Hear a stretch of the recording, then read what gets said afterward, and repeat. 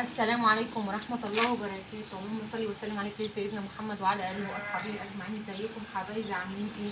بصوا بقى جايين في فيديو كده، والله ما أنا عارفاه حلو وحش، استفادوا منه مش هتستفادوا منه، المهم يعني تمام. حط لي اللايك الجميل كده والاشتراك وتعالي شوفوا منادى ملح.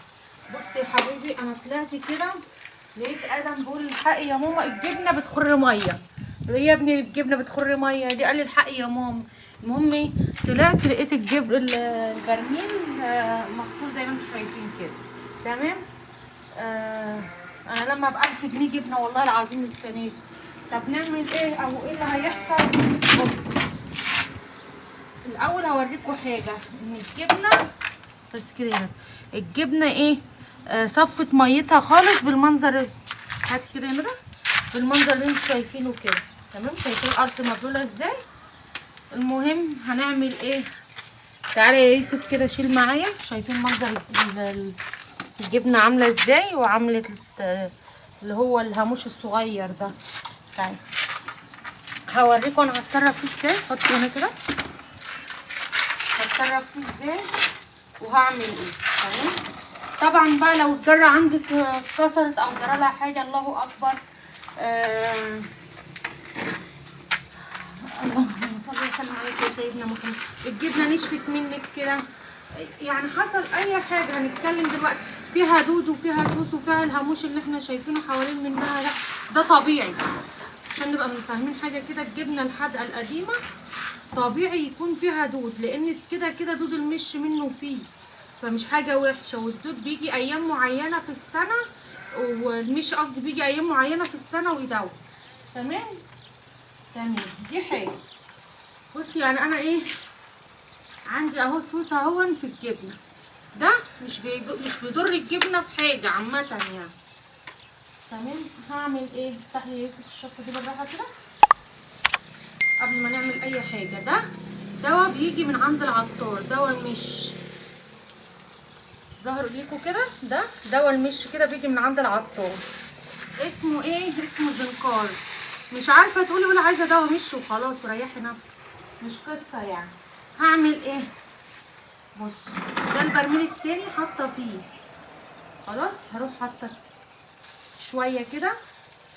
تمام، لان هسقط الجبنه، هحاول بالراحه كده اشيل الجبنه دي واحطها فيه. تمام. تمام.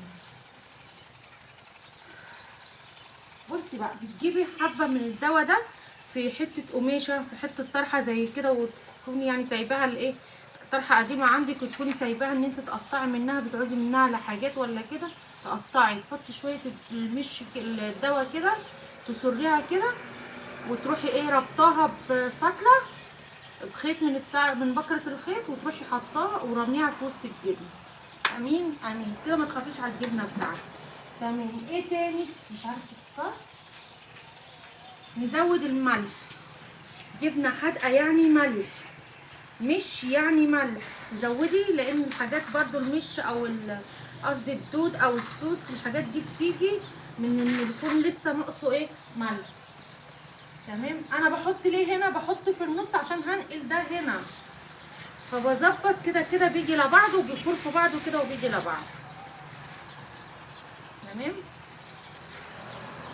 الجبنه بقى الحلوه انك انت تجيبي الجبنه وفي الشطه، كتري شطه وما تقلقيش منها. لسه ده انا لسه هحط لها تاني على الوش لما انقل الجبنه فيها.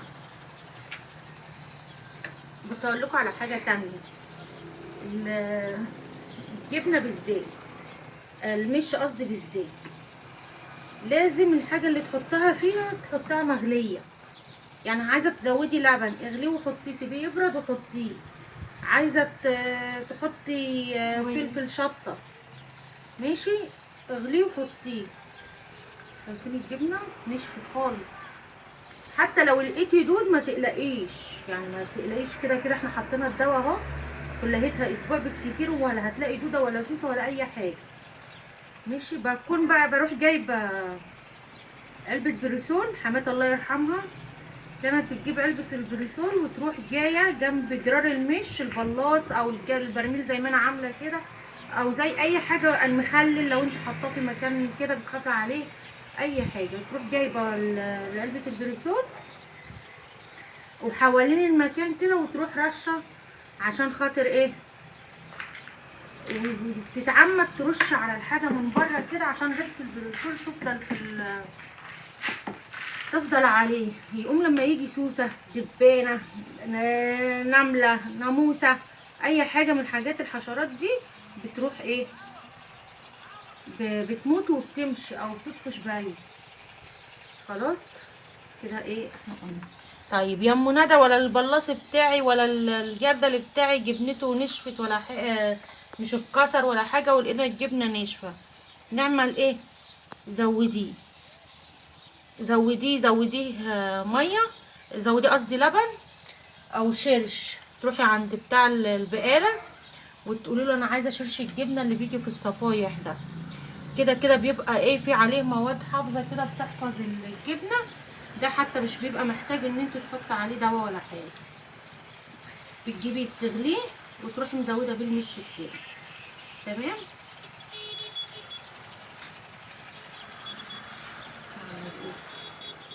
تيجي واحده تقول لي يا ام ندى لوحدي لم الجبنه امتى؟ اقول لك طول الشتاء لمي جبنه زي ما انت عايزه. في الصيف اوعي تلمي جبنه في الصيف.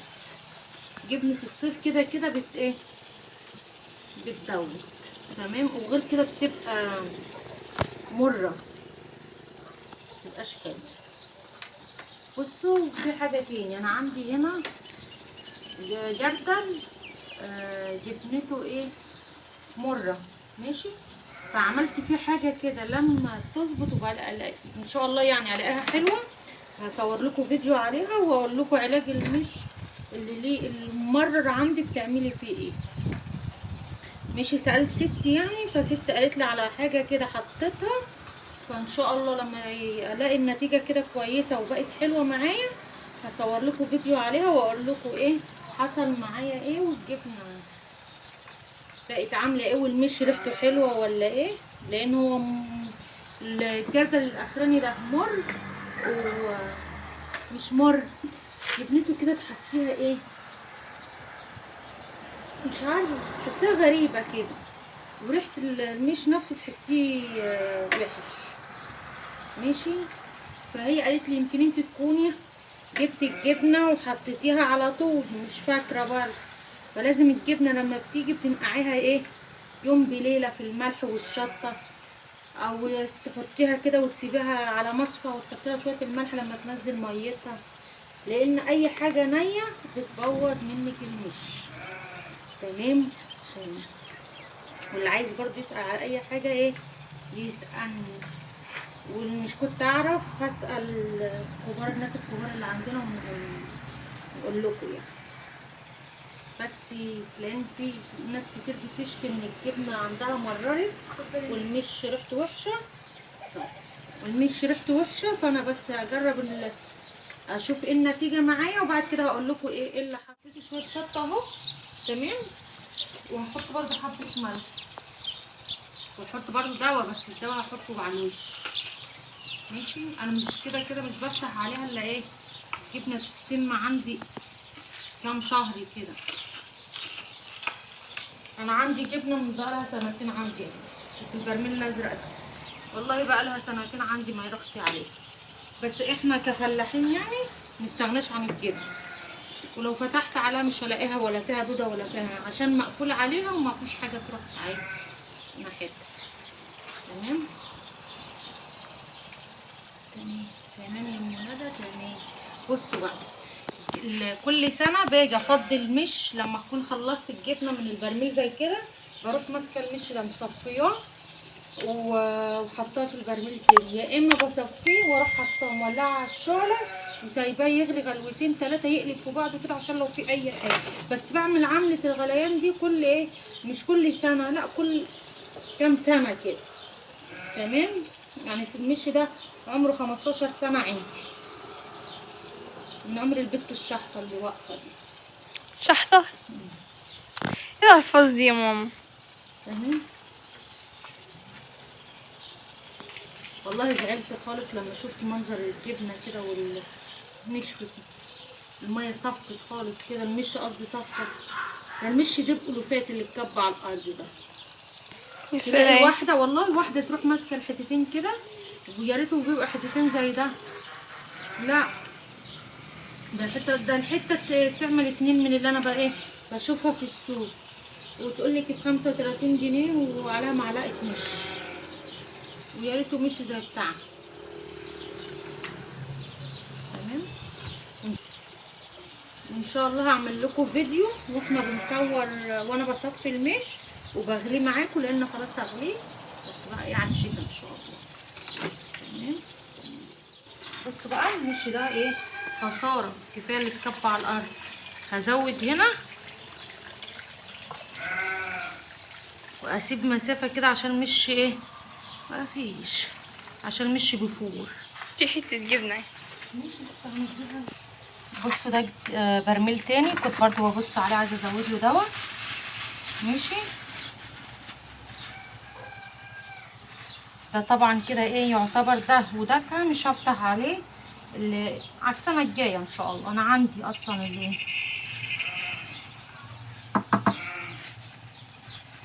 الشطه هتخلينا عطس، لازم تكتري شطه، كتري وما تقلقيش كده. حطي دواء بتاع المش.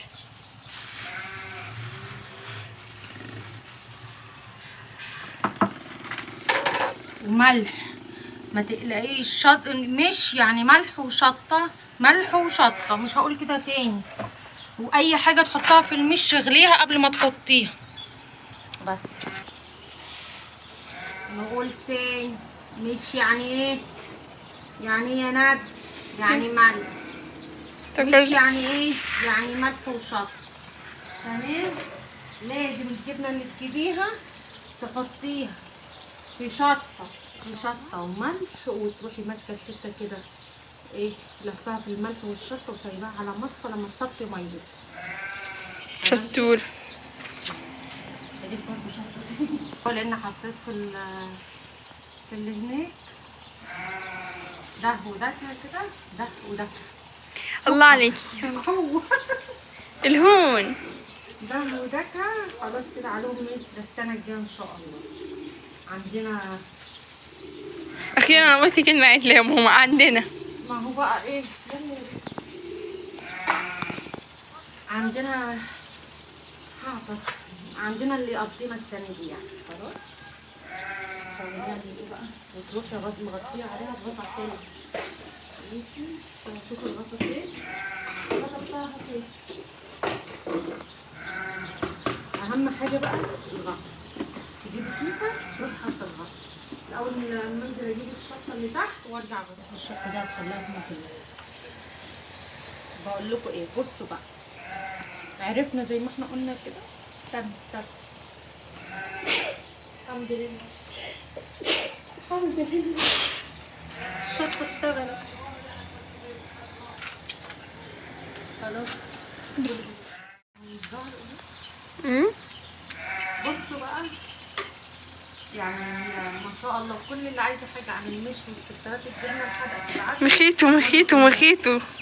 والنبي احلى مش ده يا ولاد، احلى مش اللي انا طالعه اعمله لما ابني جايب لي العسل ده. تبارك الله لا حول ولا قوه الا بالله. تذوق. الله ده مخيته ليمون ونعناع. لا مش زي اللي انا بعمله. مش زي اللي انت بتعمليه عشان تيجي بتعمليه، مش زيه صحيح. ايه رايك؟ تعرف احنا استعملناها ترابيزه اهو. ماشي. يعني دي يعتبر كنز. امك بالنسبة لبتوع المدن اللي هم مش بيعملوا الحاجات دي كنز. اللي عايزه برضه تبعت لي وانا هعملها. مش دي عملت ازاي؟ ما عندش عندنا كريم مرطب يا جماعه. لا هننزل نحط مرطباتنا وكريماتنا وفي ثانيه كده بنرجع نضافه. عايزنا قله ضغط العفشه اللي مش عارفه تعمل. المهم بصوا بقى لايكك الجميل واشتراكك الحلو، واي حاجه عايزاها قولي عليها وانا هعملها لك. ولو عايزه كمان جبنه نعمل لك الجبنه ونوديها لحد البيت. لو عايزه تعرفي الجبنه بتتعمل ازاي، المش بتاع الجبنه بيتعمل ازاي، برضه هعمل لكم فيديو عن المش، واحنا جايبين بقى ايه بلاص كيكات اللي هو البلاص الفخار ده، واول ما اجيبه بعمل فيه ايه وبحط الجبنه فيه والمش فيه، وهنشوف مع بعض الحاجه من اول وجديد. تمام. استنونا في فيديوهات تانية كتير. لايكك الجميل واشتراكك، وقولي لي بتشاهدوني منين، والفيديو عجبك ولا مش عاجبك، استفدت منه ولا لا. باي باي.